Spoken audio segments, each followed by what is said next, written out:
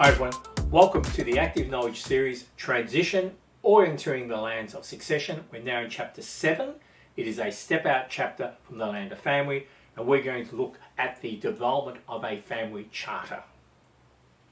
You'll see again coming up as usual, our orienteering map. Family sits in the center between goals and legacy. The creation of your family charter is foundational. It's going to flow through everything which we do, and is going to seek to consolidate them together so we have a clear, strong foundation for the future growth of the family and wealth. Today, what would I like to cover?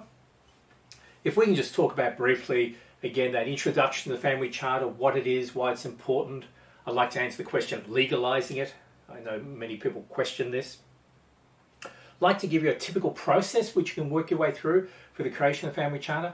I'd like to give you examples of the questions which I would normally ask. And this very much ties into the process. So the process and the questions come together as one. And I'd just like to close off by just talking about how it evolves and how it's finalized. It becomes important. A family charter. I describe it as being one of the most valuable legacies you can create during the succession process. Possibly more important than the money you hand over, because your family charter will ensure that money is well managed, it is compounded, it grows, that there is equity, there is fairness, there is family unity, there is clarity, and you have set the foundations for the future during your time. And that, I think, is the most valuable legacy. And you've taken the experience and the wisdom which has been built up over generations of your family, and you're pushing it into the future. If your family charter, the process, the drafting is done well, it's going to be guidance and instructions to future generations. It's about strengthening the family and growing its wealth and prosperity and well-being. It does seek to capture the wisdom of past generations and preserve them for the future. It also seeks to provide protection against, how's the way I say it, about breakups and wealth being sort of pulled apart. I suppose a dividing family and people seeking to plunder the wealth. It has protections against that as well. So it's about growth, and it's about protection, and it's about unity. Developing a family charter is an interactive process. It's not a matter of someone sitting down and saying, oh, let me write out these rules, there we are. No. It is an interactive process which seeks to engage all family members in a way which encourages them to contribute, to think, and to make clear decisions in supporting a family charter. It is about seeking contribution, it's about building consensus, it's about creating clarity, it's about creating unity and buy-in, and it's about explaining to everyone and seeking their feedback as to how the family is going to work as a team, as a group, as one in the future as they go forward.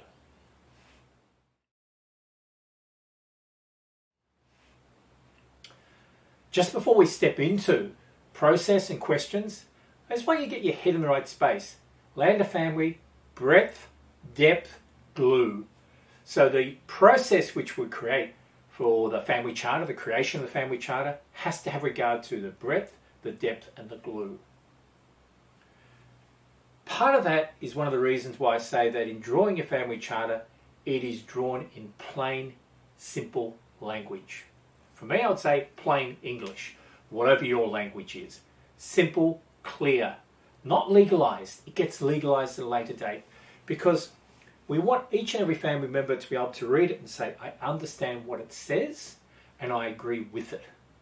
And if it's created in a legal format, often, right, that is not clear and people get lost. But if it's written well, clear, simple document, people can read through it and say, I agree, I agree, I agree, I agree, I agree, I am with it. That becomes quite important. Just kicked up on the screen here, this stakeholder group. So as you're developing the family charter, you're going to be working with the family side. It's probably that way on the screen, where you're speaking to your spouse, your cousins, your children, your brothers, sisters, grandchildren, all the family members involved in the business. But as you're crafting it, it's going to touch on areas of management, directorship, shareholding, banking, advisors. It's also going to touch upon employees, suppliers, customers. So while we're saying it is a family charter, the way the family is going to work, it actually encompasses and is going to touch all the stakeholder group. So make sure you're conscious of the breadth of that, and you keep that in mind as you're going through the process and you're answering the various questions. It becomes important.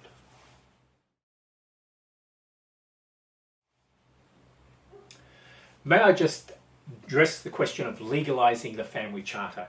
I hear language at times, oh, it can't be a legal document. What's the purpose of it? And my answer is pretty simple. I'm not a lawyer. You're getting an answer from a strategist. It's written in plain language to allow unity to be created between the family, so there is a clear understanding of how we're going to work.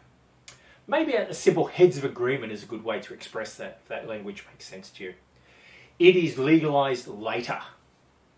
And anyone who has worked with solicitors, I believe a good process is to capture what you want in your plain English, then give it to them to turn it into a legal language, and then come back and look at that legal language and make sure it in actual fact captures the plain language correctly. So if I take a family charter and the families agreed upon the terms of the family charter, I would actually have them all sign it. An acknowledgement and acceptance. And as people reach age of maturity and admitted into the family, if I can use that term, they sign it. So it becomes a document which has a continuity over generations and an affirmation as family members buy into, by way of commitment, not by way of dollars, into the family.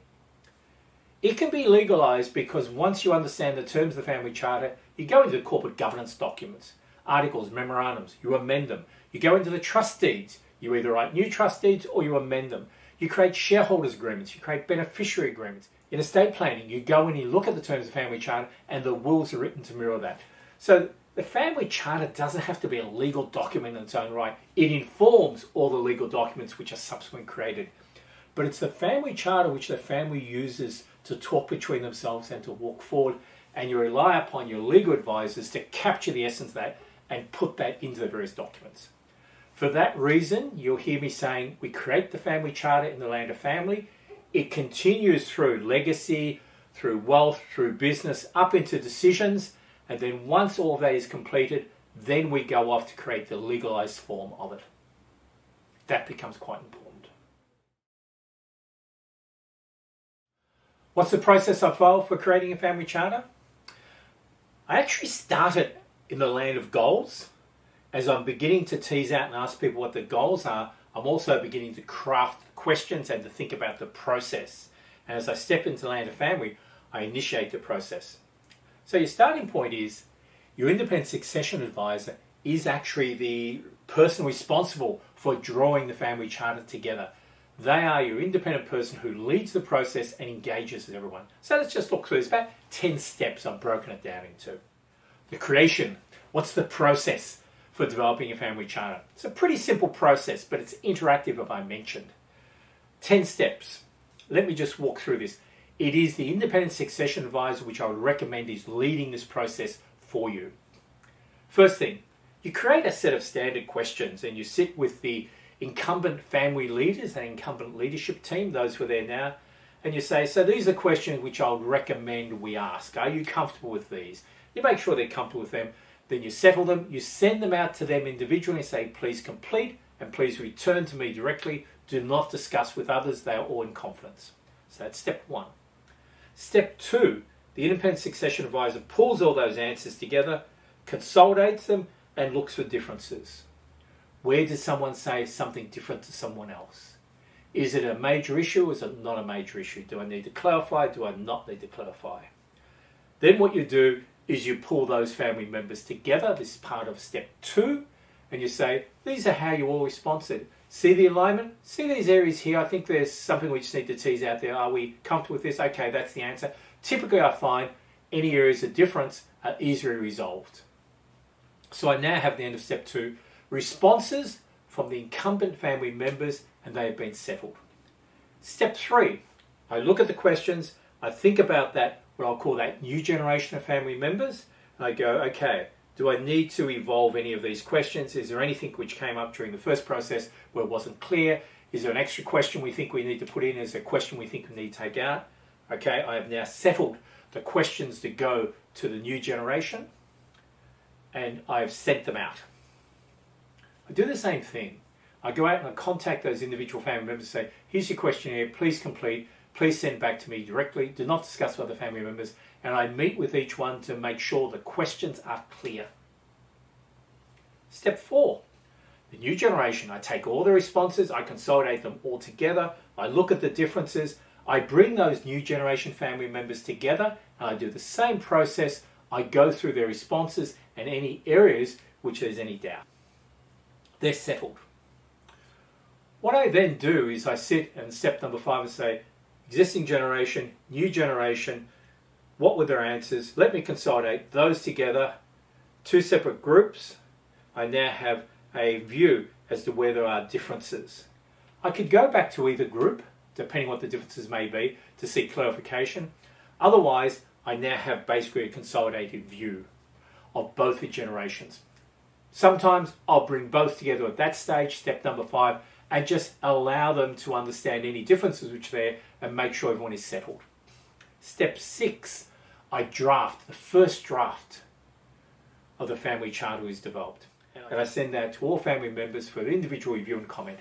Read through it, have a look at it, ask me anything you're unsure of, I'll make sure you understand it.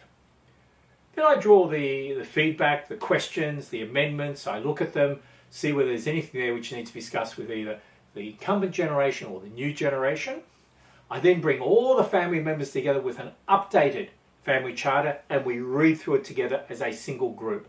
The first time the incumbent and the new generation have come together is at that stage. This is step number 8 we're up to. So we've spoken to the incumbents, they have got their position clear, we've spoken to the new generation, we've got their position clear, we've pulled it together, we've sorted out any differences. Now as a full team we're going through the whole family charter together. The first time we've done that, but now we have a unified view and we're all looking the same way. Any points, any questions, any doubts about that are clarified. We then typically do a final draft. It gets circulated to all family members and we hold there. This is the current draft of the family charter. It will be evolved as we move forward. But what we have now is a draft which has now been evolved by the independent succession advisor, has been articulated by them by meeting with all the individual families, and they've created in this step number 9 what is a unified view of how the family is going to go forward. And the final step, step number 10, that draft is just progressively evolved as we go through the transition journey. I'll speak about that again in a little minute. What are the questions which go into this standard set of questions? Well, the glue, wealth, family, the family business and ownership, voting and decision making, and employment. Just say those again. The glue, wealth, family, family business and ownership, they go together, voting and decision making and employment. They are the categories of questions I typically ask. So what I'd like to do now is just to go through each one of those categories and just read to you the questions which I ask and tease out why we're asking those. So bear with me, I'll be reading a bit from the screen. The glue. Now you understand what glue means, don't you? It's unity in the business, unity in the family, unity as a whole. What do you believe has made the family business a success? This is being asked of the incumbent generation and the new generation. What do I believe has allowed us to build this business? And from an outside view, to some extent, what do they believe has helped us create this business? It's the first question in glue. What do you believe has made the family business a success?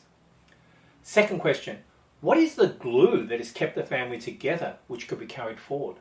So what's allowed us to stay as a family group? Is there something there which you can articulate, something which you think is important? Third question, what would you like the family to be known for? You can call it its brand, its reputation, but is there something which you would like the family to be known for? Typically you get an answer around values or efforts in the community or the way you run your businesses. Question 4, what values should the family members uphold and live by? What values, they can be virtues, but what values should family members uphold and live by? And the final question, which is an important one, how important is family in your family? How important is family in your family? So your glue is trying to capture from the older members in the family and the younger members in the family how they see the family. What's made us success? What has kept us together? What are we known for? What are the values we live by? and how important is family to us. These questions will now help you understand, possibly, hopefully, why the independent succession advisor is sitting there, having circulated the questions, is interviewing, speaking to each family member, reading their answers or clarifying the questions for them, and hearing what they've got to say. It's not just about looking at the written response, it's hearing and teasing it out. So you're actually trying to capture a richness from each individual as to how they see the family being and what holds the family together. And this is going to be captured, this is going to be articulated in language which works for that family and then forms the foundation of the family charter. This is who we are, this is how we live, this is where we're going to.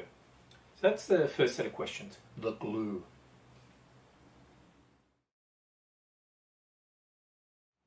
Second set of questions are around wealth.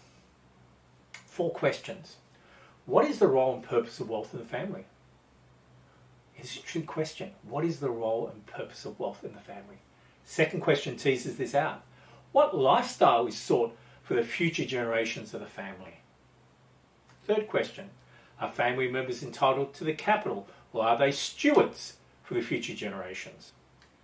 Fourth question. Will all family members be required to enter into prenuptial agreements with their spouses, partners to protect family assets? It's a bit of a teaser. That in actual fact, that last question often causes disruptions in the family, and the response is one which has got to be settled. Wealth. Succession can be seen in one sense of a transition of wealth. And what the family charter is seeking to draw out here is, but what does wealth mean to you? What's the role of wealth? You may want to grow the wealth, but what are you going to use it for? The role and purpose of wealth. Lifestyle. Can I just take the capital and use it for what I want to use it for, or is it for the future generations? And do I need to be actively involved in protecting us if I get married, if I have a partner? Do I need to ensure the family assets don't get diluted off to the side? Sense of responsibility. Again, there is a richness which comes from people reflecting on these. Often there is a slight difference between the incumbent generation and the future generation, because sometimes that new generation, the future generation, is keen to get their hands on the money, whereas the older generation is keen to preserve it for the future. And this is going to be balanced out and a clear path set here. But you can see again in the family charter, we're going to articulate and get everyone to agree upon what is the role of wealth and what access do I have it and how am I expected to use it. Quite challenging questions sometimes.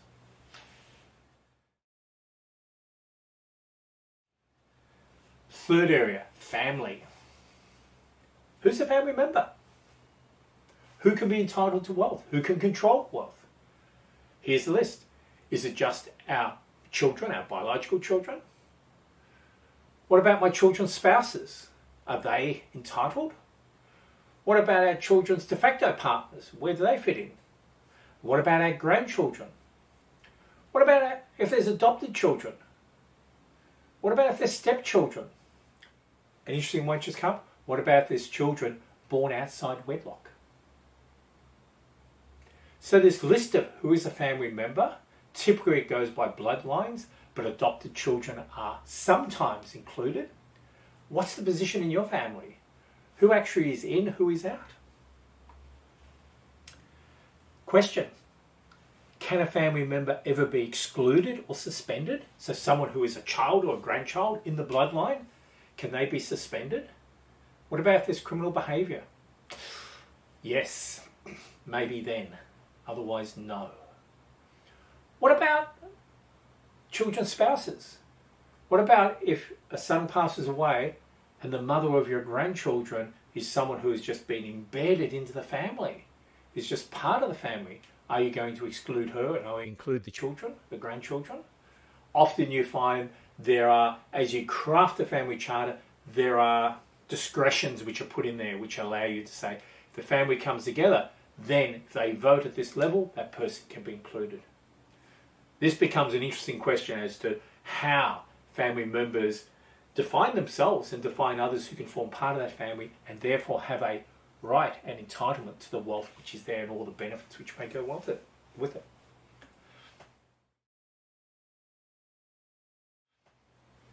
Question 4 You can see the first of these questions, 1, 2, 3, are very much what I'll call those foundational questions. If you remember back into the Land of Family, I talked about foundational questions, then operational questions. Those are going into those foundational questions. Who are we? How do we live? Who is reflected in our family group? Then you go into more operational questions. It's question 4, family business and ownership. There's a long list of these. Just work through them slowly. Is there a strong desire for all aspects of the current business to always be retained in the family? There's been answers which have come, which is this cannot ever be sold, and answers which have come, which is no, we're not tied to anything. But is there? Let's tease that out and understand that.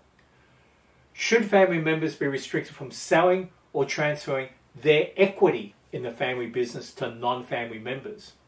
This whole question of equity is one which gets resolved in the structure of wealth, or the land of wealth, I should say. Do I actually own anything? Or do I just have some form of a discretionary entitlement which may come to me? But if I do own something, can I sell it?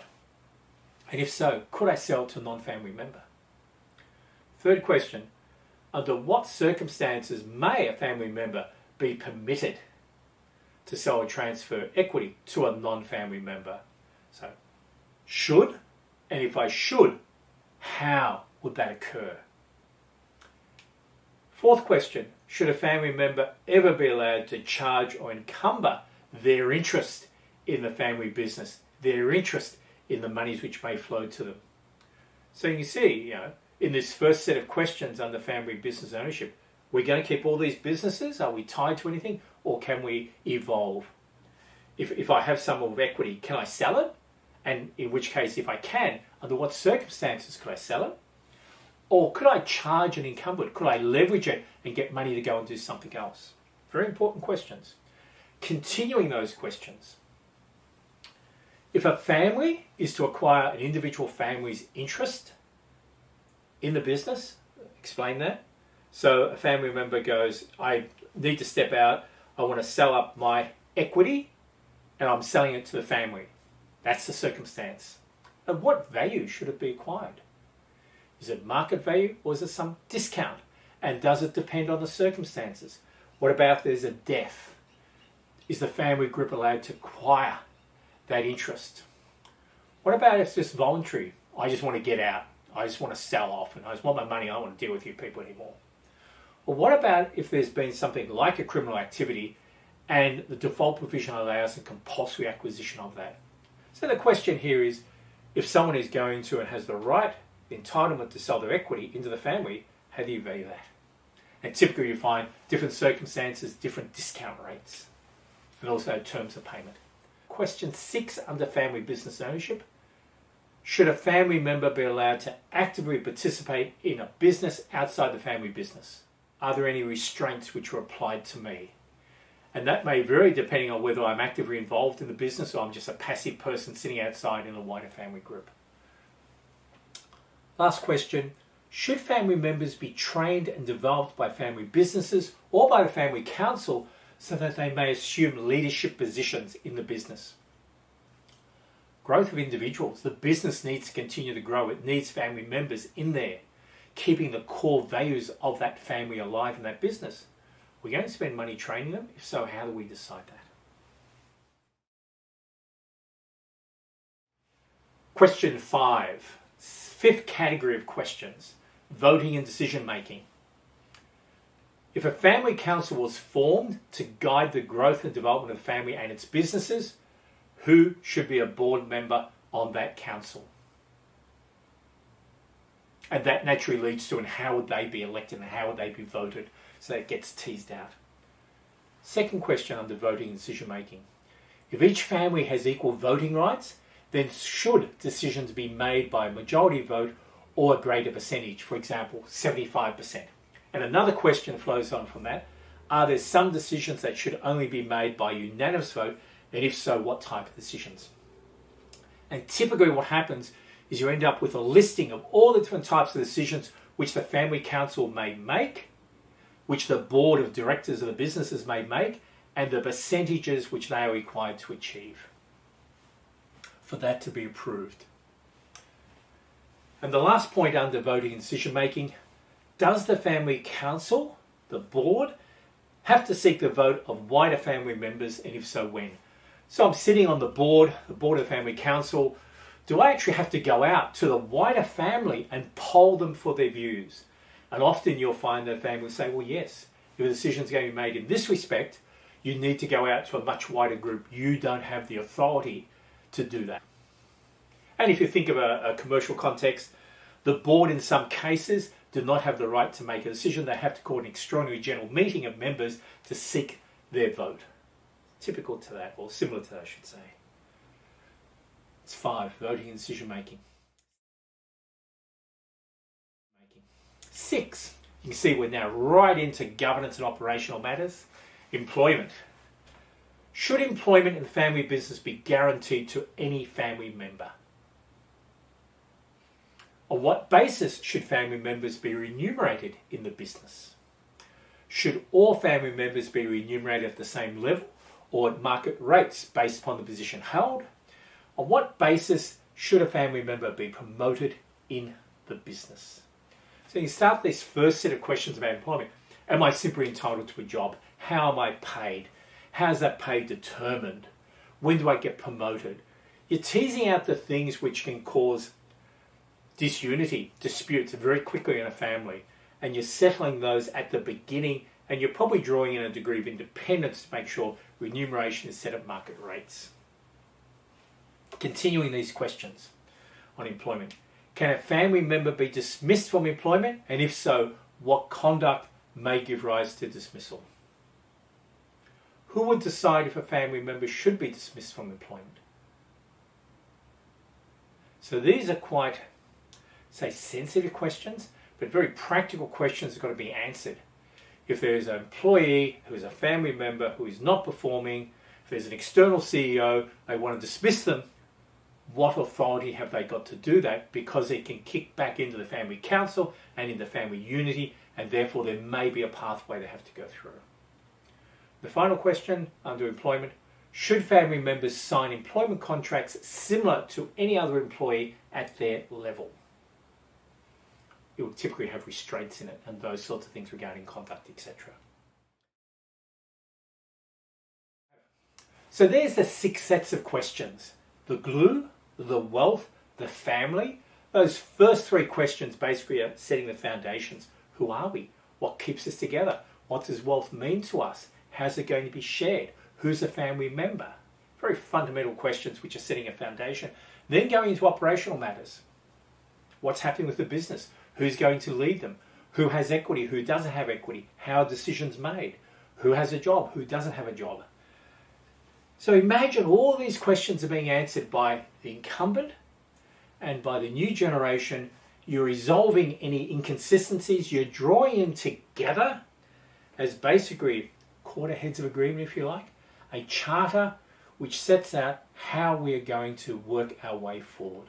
And sometimes you get things tossed into this, like there is a family house, and the family house or the family properties are always to be retained. They're never to be sold. And you have these sorts of very much individual things teasing out.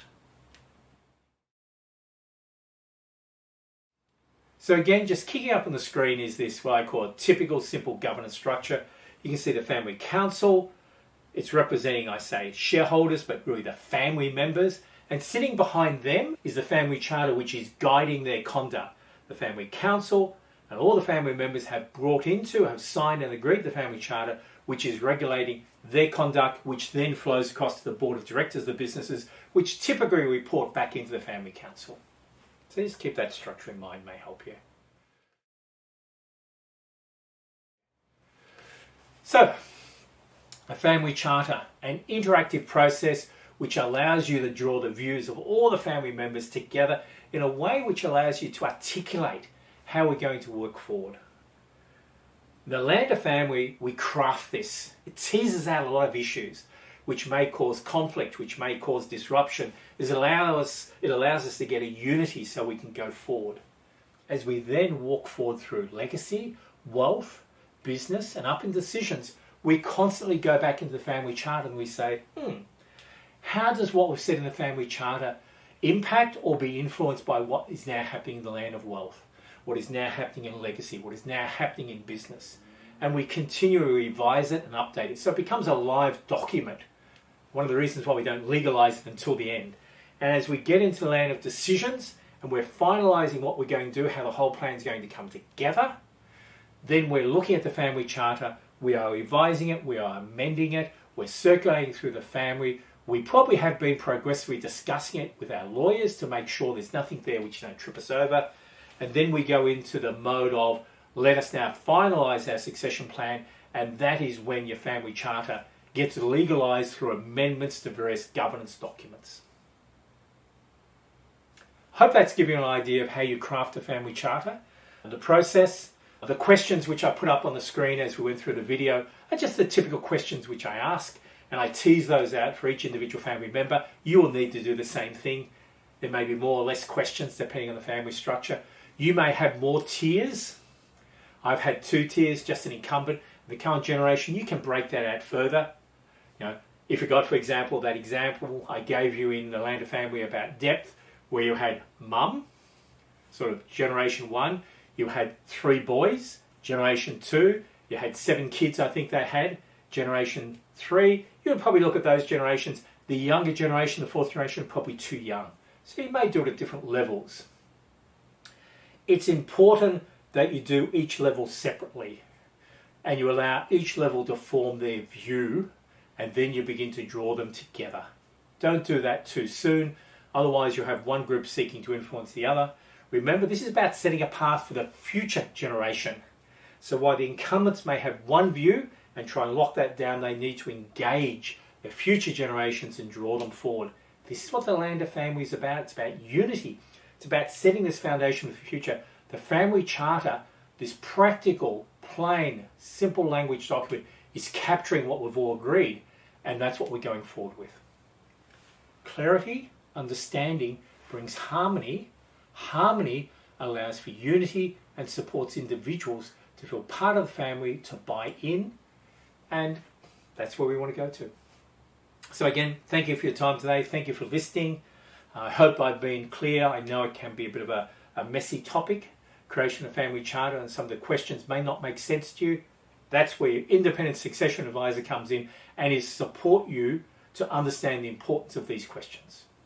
I wish you all the best in the creation of your family charter, a vital document in ensuring your succession plans come together and support the growth of your family in the future. Be well. Thank you. Hi everyone, it's Sally here. I work with Richard.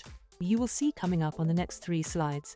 Firstly, a URL link if you are interested in purchasing Richard's transition guide, which is a 200-page full-color guide in either spiral-bound printed format or a digital PDF format, or both if you wish. Secondly, a URL link to Richard's library of some 500 articles on family business succession, business strategy, leadership, growth and competitiveness, which you can access freely. And thirdly, there is an email address for any questions you may have. These are great resources, and I commend them to you. Thanks everyone for joining us today, and I hope to see you again soon.